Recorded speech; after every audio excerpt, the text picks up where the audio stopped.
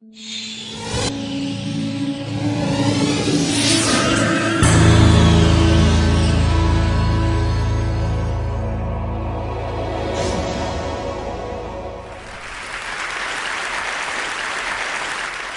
this is about state budgets. This is probably the most boring topic of the whole morning. But I want to tell you, I think it's an important topic that we need to care about. State budgets are big, big money. I'll show you the numbers. And they get very little scrutiny. The understanding is very low. Many of the people involved have special interests or short-term interests that get them not thinking about what the implications of the trends are. And these budgets are the key for our future. They're the key for our kids.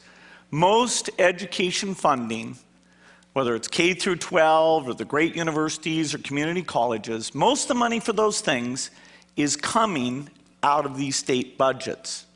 But we have a problem. Here's the overall picture. U.S. economy, it's big, 14.7 trillion.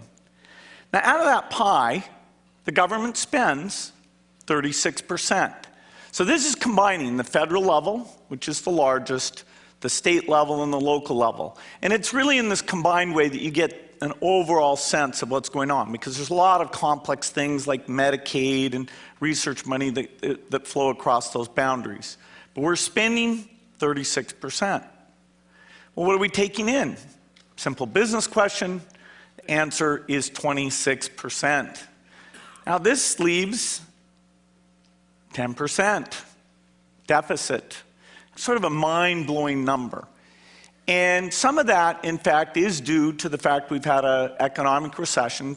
Receipts go down, some spending programs go up, but most of it is not because of that. Most of it is because of ways that the liabilities are building up and the trends, and that creates a huge challenge. In fact, this is the forecast picture. There's various things in here I could say, we might raise more revenue, or medical innovation will make the spending even higher. It is an increasingly difficult picture, even assuming the economy does quite well, probably better than it will do. This is what you see at this overall level. Now, how did we get here? I mean, how could you have a problem like this? I mean, after all, at least on paper, there's this notion that these state budgets are balanced. Only one state says they don't have to balance the budget. But what this means actually is that there's a pretense. There's no real true balancing going on. And in a sense, the games they play to hide that actually obscure the topic so much that people don't see things that are actually pretty straightforward challenges. When Jerry Brown was elected, this was the challenge that was put to him. That is, through various gimmicks and things, a so-called balanced budget had led him to have $25 billion missing out of the $76 billion in proposed spending. Now he's put together some thoughts about half of that he'll cut, another half, perhaps in a very complex set of steps, taxes will be approved. But even so, as you go out into those future years, various pension costs, health costs go up enough, and the revenue does not go up enough, so you get a big squeeze. What were those things that allowed us to hide this? Well, some really nice little tricks. And these were somewhat noticed. The paper said it's not really balanced, it's got holes, it perpetuates deficit spending, it's riddled with gimmicks. And really, when you get down to it, the guys at Enron never would have done this. I mean, this is so blatant, so extreme. Is anyone paying attention to some of the things these guys do? They borrow money. They're not supposed to, but they figure out a way. They make you pay more in withholding just to help their cash flow out. They sell off the assets. They defer the payments. They sell off the revenues from tobacco. And California is not unique. In fact, there's about 5 states that are worse, and only really 4 states that don't face this big challenge. So it's systemic across the entire country. It really comes from the fact that certain long-term obligations, healthcare where innovation makes it more expensive, early retirement and pension where the age structure gets worse for you, and just generosity that these misaccounting things allowed to develop over time, that you've got a problem. This is the retiree healthcare benefits, $3 million set aside, $62 billion liability, much worse than the car companies. And everybody looked at that and knew that that was headed towards a huge problem. The forecast for the medical piece alone is to go from 26% of the budget to 42%. Well, what's going to give? Well, in order to accommodate that, you would have to cut education spending in half. It really is this young versus the old to some degree. If you don't change that revenue picture, if you don't solve what you're doing in healthcare, you're going to be de-investing in the young. The great University of California university system, the great things that have gone on won't happen. So far it's meant layoffs, increased class sizes.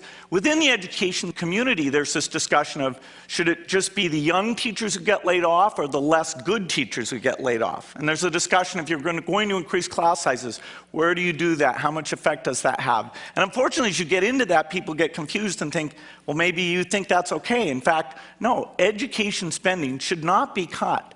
There's ways, if it's temporary, to minimize the impact, but it's a problem. It's also really a problem for where we need to go.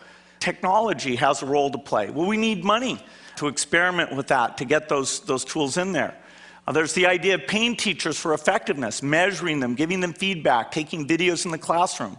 That's something I think is very, very important. Well, you have to allocate dollars for that system and for that incentive pay. In a situation where you have growth, you put the new money into this. Or even if you're flat, you might shift money into it. But with the type of cuts we're talking about, it will be far, far harder to get these incentives for excellence or to move over to use technology in the new way. So what's going on? Where's the brain trust that's in error here? Well, there really is no brain trust. It's sort of the voters, it's sort of us showing up. You know, just look at this spending. California will spend over $100 billion. Microsoft, 38, Google, about 19. The amount of IQ and good numeric analysis, both inside Google and Microsoft and outside with analysts and people with various opinions, should they have spent on that? No, they wasted their money on this. What about this thing? It really is quite phenomenal. You know, everybody has an opinion. That there's great feedback, and the numbers are used to make decisions. If you go over to the education spending, the healthcare spending, particularly these long-term trends, you don't have that type of involvement on a number that's more important in terms of equity, in terms of learning. So what do we need to do? We need better tools. We can get some things out on the internet. I'm going to use my website to put up some things that'll give the basic picture. We need lots more. There's a few good books, one about school spending and where the money comes from, how that's changed over time and the challenge. We need better accounting. We need to take the fact that the current employees, the future liabilities they create, that should come out of the current budget. We need to understand why they've done the pension accounting the way they have. It should be more like private accounting. It's the gold standard. And finally, we need to really reward politicians. Whenever they say there's these long-term problems, we can't say, oh, you're the messenger with bad news? We just shot you. In fact, there are some, like these, Erskine Bowles, Alan Simpson, and others, who've gone through and given proposals for this overall federal health spending state-level problem. But in fact, their work sort of pushed off. In fact, the week afterwards, some tax cuts were done that made the situation even worse than their assumptions. So we need these pieces. Now, I think this is a solvable problem. You know, it's a great country with lots of people, but we have to draw those people in because this is about education. And just look at what the tuitions happened with the University of California and project that out for another 3, 4, 5 years. It's unaffordable. And that's the kind of thing, the investment in the young, that makes us great, allows us to contribute, it allows us to do the art, the biotechnology, the software, and all those magic things. And so the bottom line is we need to care about state budgets because they're critical for our kids and our future. Thank you.